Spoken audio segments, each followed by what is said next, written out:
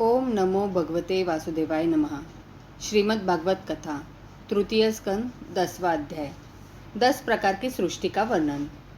विदुर जी ने कहा, मुनिवर, भगवान नारायण के अंतर्धान हो जाने पर संपूर्ण लोकों के पितामह ब्रह्मा जी ने अपने देह और मन से कितने प्रकार की सृष्टि उत्पन्न की।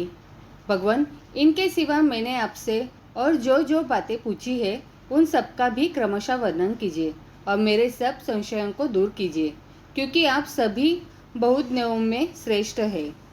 सुजी कहते हैं, शौनक जी, विदुर जी के इस प्रकार के पूछने पर मुनिवर मैत्रेय जी बड़े प्रसन्न हुए और अपने हृदय में स्थित उन प्रश्नों का इस प्रकार उत्तर देने लगे।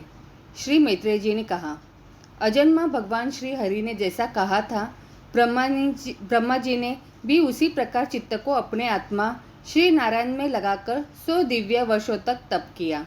ब्रह्मा जी ने देखा कि प्रलयकालीन प्रबल वायु के झरोखों से जिससे वे उत्पन्न हुए थे तथा जिस पर वे बैठे हुए हैं वह कमल तथा जल काँप रहे हैं। प्रबल तपस्या एवं हृदय में स्थित आत्मज्ञान से उनका विज्ञान बल बढ़ गया और उन्होंने जल के साथ वायु को पी लिया। फिर जिस पर स्वयं बैठे हुए थे उस आकाशव्यापी कमल को देखकर उन्होंने विचार किया कि पूर्वकल्प में लीन हुए लोकों में इससे रचूंगा। तब भगवान के द्वारा सृष्टि कार्य में नियुक्त ब्रह्मा जी ने उस कमल कोश में प्रवेश किया और उस एक एक ही भुवः स्वः ये 3 भाग किए। यद्यपि वह कमल इतना बड़ा था कि उसके 14 भुवन या इससे भी अधिक लोकों के रूप में विभाग किए जा सकते थे। जीवों के भोग स्थान के रूप में इन्हीं 3 लोकों का शास्त्रों में वर्णन हुआ है। जो निष्काम कर्म करने वाले हैं उन्हें महा तपः जनः और सत्यलोक रूप ब्रह्मलोक की प्राप्ति होती है। विदुर जी ने कहा, ब्रह्मन, आपने अद्भुत कर्म विश्वरूपी श्री हरि की जिस काल नामक शक्ति की बात कही थी, प्रभु उसका कृपया विस्तार पूर्वक वर्णन कीजिए। श्री मैत्रेय जी ने कहा, विषयों का रूपांतर ही काल का आकार है। स्वयं तो वह निर्विशेष अनादि और अनंत है। उसी को निमित्त बनाकर भगवान खेल खेल में अपने आप को ही सृष्टि के रूप में प्रकट कर देते हैं। पहले यह सारा विश्व भगवान की माया से लीन होकर ब्रह्म रूप से स्थित था।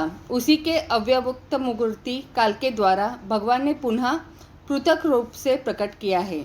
यह जगत जैसा अब है वैसा ही पहले था और भविष्य में भी वैसा ही रहेगा। इसकी सृष्टि 9 प्रकार की होती है तथा प्राकृत वैकृत भेद से एक 10वीं सृष्टि और भी है और इसका प्रलय काल द्रव्य तथा गुणों के द्वारा 3 प्रकार से होता है। मैं 10 प्रकार की सृष्टि का वर्णन करता हूँ। पहली सृष्टि महत्व की है। भगवान की प्रेरणा से सत्वादि गुणों में विषमता होना ही इसका स्वरूप है। दूसरी सृष्टि अहंकार की है, जिससे पृथ्वी आदि पंचभूत एवं ज्ञानेन्द्रिय और कर्मेंद्रियों की उत्पत्ति होती है। तीसरी सृष्टि भूत सर्ग है, जिसमें 5 महाभूतों को उत्पन्न करने वाला तन्मान वर्ग रहता है। चौथी सृष्टि इंद्रियों की है, यह ज्ञान और क्रिया शक्ति से संपन्न होती है। 5वीं सृष्टि सात्विक अहंकार से उत्पन्न हुए इंद्रियाधीष्ठा देवताओं की है। मन भी इसी सृष्टि के अंतर्गत है। 6ठी सृष्टि अविद्या की है। इसमें तामिस्त्र, अधन्मात्रिस्त्र, तम, मोह और महामोह ये 5 गांठें हैं। यह जीवों की बुद्धि का आवरण और विक्षेप करने वाली है। ये 6 प्राकृतिक सृष्टियों है। अब वैकुंठ सृष्टियों का भी विवरण सुनो। जो भगवान अपना चिंतन करने वालों के समस्त दुखों को हर लेते हैं, यह सारी लीला उन्हीं श्री हरि की है। वे ही ब्रह्मा के रूप में रजोगुण को स्वीकार करके जगत की रचना करते हैं। 6 प्रकार की प्राकृतिक सृष्टियों के बाद 7वीं प्रधान वैकृत सृष्टि इन 6 प्रकार के स्थावर वृक्षों की होती है। वनस्पति, औषधि, लता, तत्स्वार, विरुद्ध और द्रुम, इनका संचार नीचे से ऊपर की ओर होता है। इनमें प्रायः ज्ञान शक्ति प्रकट नहीं रहती। ये भीतर ही भीतर केवल स्पर्श का अनुभव करते हैं तथा इनमें से प्रत्येक में कोई विशेष गुण रहता है। 8वीं सृष्टि तीर्य योगिनियों की है। वह 28 प्रकार की मानी जाती है। इन्हें काल का ज्ञान नहीं होता। तमोगुण की अधिकता के कारण ये केवल खाना पीना, मैथुन करना, सोना आदि ही जानते हैं। इन्हें सूंघने मात्र से वस्तुओं का ज्ञान हो जाता है। इनके हृदय में विचार शक्ति या दूरदर्शिता नहीं होती। साधु श्रेष्ठ इन तिर्यकों में गौ, बकरा, भैंसा, कृष्ण मृग, सुअर, नील गाय, रुरु नाम का मृग, भेड़ और ऊंट ये द्विशफ पशु कहलाते हैं। गधा, घोड़ा, खच्चर, गौर मृग, शरभ और चमरी ये एक शफ है।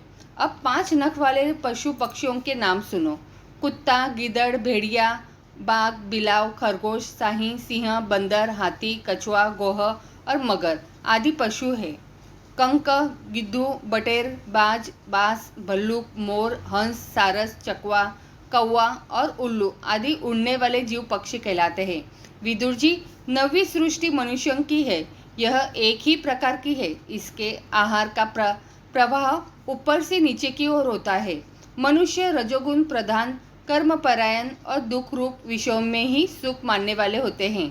स्थावर, पशु पक्षी और मनुष्य ये तीनों प्रकार की सृष्टियाँ तथा आगे कहा जाने वाला देवसर्ग वैकृत सृष्टि है तथा जो मतवादी रूप वैकारिक देवसर्ग है उसकी गणना पहले प्राकृत सृष्टि में की जा चुकी है। इनके अतिरिक्त सनत कुमार आदि ऋषियों का जो कौमार सर्ग है वह प्राकृत वैकृत दोनों प्रकार का है।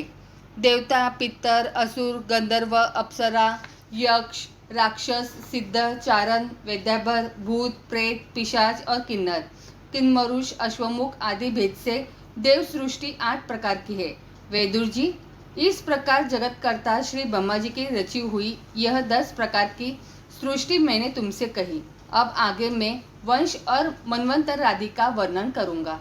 इस प्रकार सृष्टि करने वाले सत्य संकल्प भगवान श्री हरि ब्रह्मा के रूप से प्रत्येक कल्प के आदि में रजोगुण से व्याप्त होकर स्वयं ही जगत के रूप में अपनी ही रचना करते हैं। आगे की कथा अगले अध्याय में। तो बोलो प्रेम से राधे राधे।